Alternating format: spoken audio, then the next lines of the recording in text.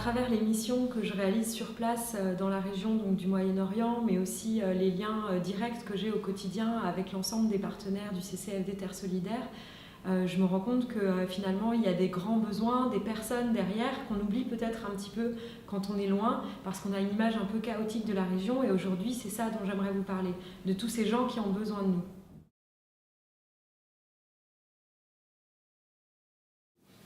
Donc aujourd'hui, le Moyen-Orient est une région qui est réellement dévastée, où les populations souffrent énormément. Donc ça remonte notamment au phénomène révolutionnaire de 2011, au début, qui ont lancé un énorme espoir dans toute la région pour balayer les dictatures et pour aussi faire que les peuples puissent reprendre leur destin en main. Et puis malheureusement, là on tombe dans une deuxième phase où il y a une montée des extrémismes. Donc dans la région, on se retrouve avec un chaos généralisé et puis des gens qui sont dans une situation de dénuement extrême. Par exemple en Syrie, aujourd'hui on compte plus de 3 millions de déplacés à l'extérieur du pays, donc de réfugiés, mais aussi 6 millions de déplacés à l'intérieur même. Donc aujourd'hui, le CCFD Terre Solidaire s'engage particulièrement dans cette région, notamment à travers l'appui de 3 partenaires clés qui sont le Jesuit Refugee Service, donc le service des jésuites pour les réfugiés, qui actuellement vient en aide à 300 000 personnes en Syrie, surtout autour des villes de Homs, Alep et Damas.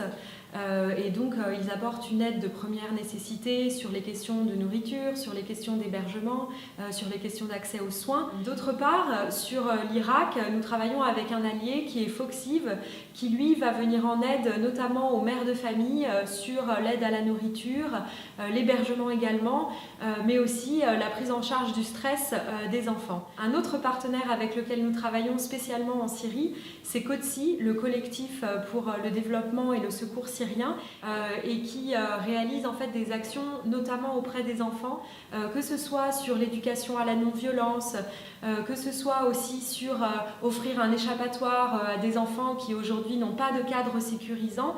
Et donc c'est là-dessus que le CCFD s'engage avec ses 3 partenaires principaux. Donc aujourd'hui, nous, ce qu'on observe grâce à nos partenaires sur le terrain, c'est l'ampleur des dégâts avant tout. Donc ces dégâts-là, c'est quoi? Ça va être par exemple des symptômes d'isolement, ça va être la perte de la parole. Et donc pour ça, on va travailler sur des activités socio-culturelles. Par exemple, l'association L1 a mis en place des activités liées à la musique, au théâtre, liées au dessin, aux marionnettes. Mais ce qui nous intéresse aussi avec L1, c'est de travailler à renforcer les équipes qui travaillent avec eux. En fait, ça constitue vraiment un tissu social autour de ces enfants, de travailler à la fois avec ceux qui les encadrent, mais aussi leurs parents, leurs familles. Eh bien, c'est assez simple, c'est que nous travaillons avant dans ces zones-là, en particulier en Syrie, et qu'on ne pouvait pas laisser nos partenaires, mais aussi les acteurs locaux que nous connaissions sur place, dans une situation aussi dramatique.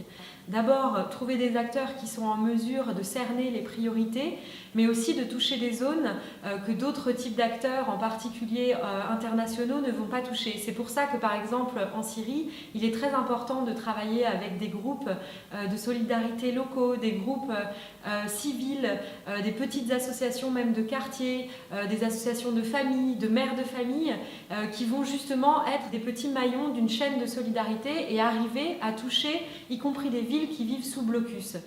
D'autre part, ce qui nous intéresse aussi, c'est justement de travailler avec les Syriens, avec les Irakiens, avec les Libanais et d'autres populations de la région, non pas comme des victimes, mais réellement comme des acteurs de leur propre destin. Pour venir en aide aux populations vulnérables et soutenir ceux qui les aident sur place, sur le terrain, au quotidien, nous avons besoin de vous. Faites un geste de solidarité. Merci.